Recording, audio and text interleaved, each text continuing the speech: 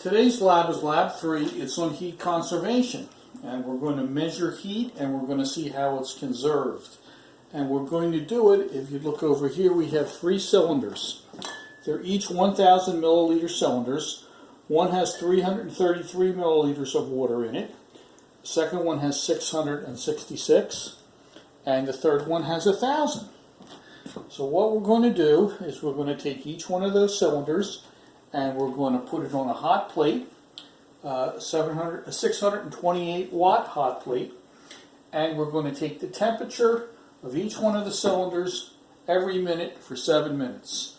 So we're heating the water up in the cylinders for 7 minutes, taking the temperature, and we're going to find out how much heat is in each one of these cylinders.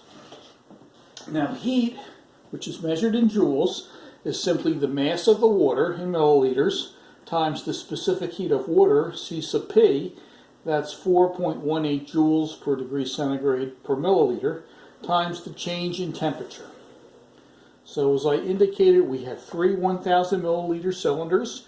They're going to be put on a hot plate. The first one's 1/3 full, the second one's 2/3 full, and the third one's completely full. And we're going to heat them up for 7 minutes, and we're going to record the temperature every minute.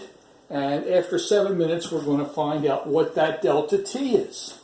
Now, if we know this delta T, we know the specific heat, we know the mass of each one of these cylinders, we can calculate the heat content in each one of the water in each one of the cylinders after 7 minutes. And that's exactly what we did. This is all in degrees centigrade. It all started off at about 22 degrees centigrade, and the final temperature of 333 milliliter cylinder is 88.5. The 666 degree cylinder is 59, and the 1,000 degree cylinder is 46. And as you can see, the delta here, the delta is either 66, 37, or 23. As the mass increased, the delta T decreased. And that kind of makes sense. Looking at this formula, we're going to see the mass go up and the delta T go down.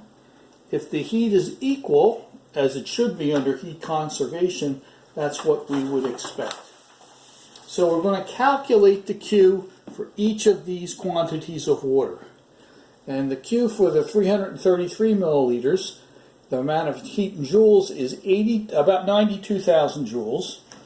For the 666 cylinder, it's about 104,000 joules. And for the 1,000 milliliter cylinder, about 98,000 joules.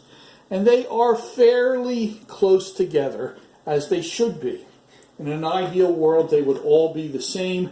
But normalizing the second one, we find that the 333 milliliter cylinder has 88% of the heat of the 666 one, and the 1,000 one has 94% of the heat of the 660 milliliter cylinder.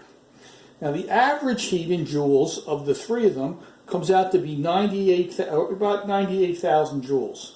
The reason this is important is we're going to use that to find out how efficient the hot plates are. The amount of heat from the hot plates, the output heat would be, is 628 watts times 7 minutes, 420 seconds, which comes out to be 263,000 joules.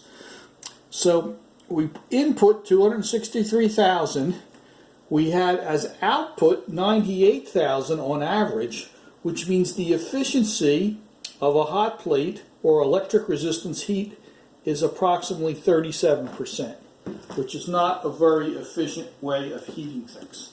So the 2 things that this lab is demonstrating is that heat should be conserved and that electric resistance heating is very inefficient.